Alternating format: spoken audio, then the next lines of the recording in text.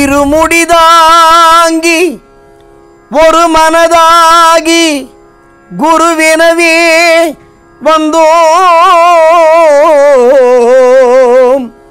இருவினை தீர்க்கும் யமனையும் வெல்லும் திருவடியை காண வந்தோம். பள்ளிக்கட்டு சபரிமலைக்கு கல்லும் முள்ளும் காலுக்கு மெத்தை சுவாமியே ஐயப்போ ஐயப்போ சுவாமியே. நேயர்கள் பக்தர்கள் எல்லாருக்கும் உங்களுடைய அபிமான பக்தி பாடகர் வீரமணி ராஜுவின் அன்பான வணக்கங்கள்.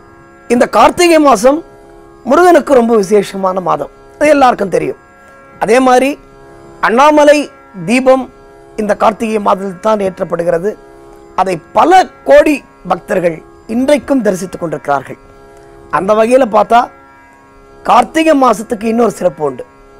கார்த்திகை மாதம் என்றாலே அதை மண்டல காலம் என்று சொல்வார்கள். மண்டல காலம் என்றால் அது ஐயப்பனுடைய காலம் என்று இன்றைக்கு நிலைமை.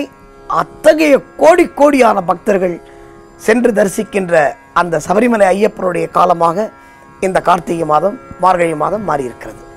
சரி, இப்போ நம்ம இந்த நிகழ்ச்சியில் என்ன பார்க்க போகிறோம் அப்படின்னா, நிறைய பேர் இந்த மாலை அணிவது முதல் சபரிமலைக்கு போகிறது, இருமுடி கட்டுறது, சபரிமலைக்கு எந்த பாதையில் போகிறது, சபரிமலைக்கு எப்படி போகிறது, சபரிமலை போகும்போது என்னென்ன கோவிலை பார்க்கறது, சபரிமலைக்கு போகும்போதும் வரும்பொழுதும் நாம் செய்யக்கூடிய தவறுகள்.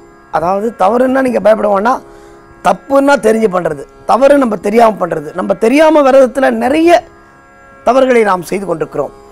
இந்த தவறுகளையெல்லாம் உங்களுக்கு சுட்டி காட்டி ஐயப்பன் என்ற கலியுக வரதன் என்ற கலியுக தெய்வம் இன்னைக்கு கலிகாலத்தில் ஒரு கண்கண்ட பிரத்யக்ஷ தெய்வம் என்றால் அது ஐயப்பன் என்றால் அது சற்றும் மிகையாகாது. ஏன்னா இது எனக்கு பல அனுபவங்கள் என்னுடைய வாழ்க்கையிலே.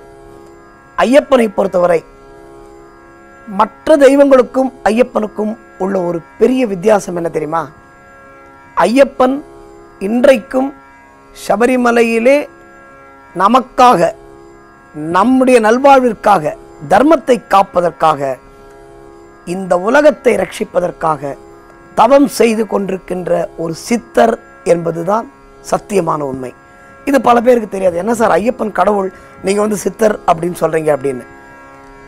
ஐயப்பன் சபரிமலையிலே உயிரோடு இருந்து நமக்காக தவம் செய்து கொண்டிருக்கிறார் என்பதற்கு பல சம்பவங்கள் சபரிமலையிலே நடந்திருக்கின்றன. அதில் அடியேனுக்கும் ஒரு சந்தர்ப்பம், ஒரு அனுபவம் ஏற்பட்டிருக்கிறது.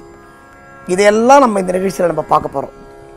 எப்படி மாலை போட்டுக்கணும், எப்படி விரதம் இருக்கணும், விரதம் இருக்கும் பொழுது நாம் என்ன செய்ய வேண்டும் என்ற பல விரத முறைகளை பற்றி நாம் இந்த நிகழ்ச்சியிலே நாம் பார்க்க போகிறோம். அதில் குருசாமி அப்படின்னா உங்கள் எல்லாருக்கும் தெரியும், உலகத்துக்கே தெரியும். நம்பியார் குருசாமி எல்லாருக்கும் தெரியும். நம்பியார் குருசாமியோடு பல வருடங்கள் சபரிமலைக்கு போன அனுபவங்கள் அடியனுக்கு உண்டு. அவர் சொல்வார், சுவாமியே சரணமையப்பா அப்படி சொல்லக்கூடாதான். எப்படி தெரியுமா சொல்லணுமா? சுவாமியே சரணமையப்பா அப்படி சொல்லணுமா? அப்படி சொன்னால் என்ன தெரியுமா ஆதாயம் நமக்கு? அப்படி என்ன சார் இந்த சுவாமியை சரணமையப்பா சொல்றதில் விசேஷம் அப்படின்னு நீங்கள் கேட்கலாம்.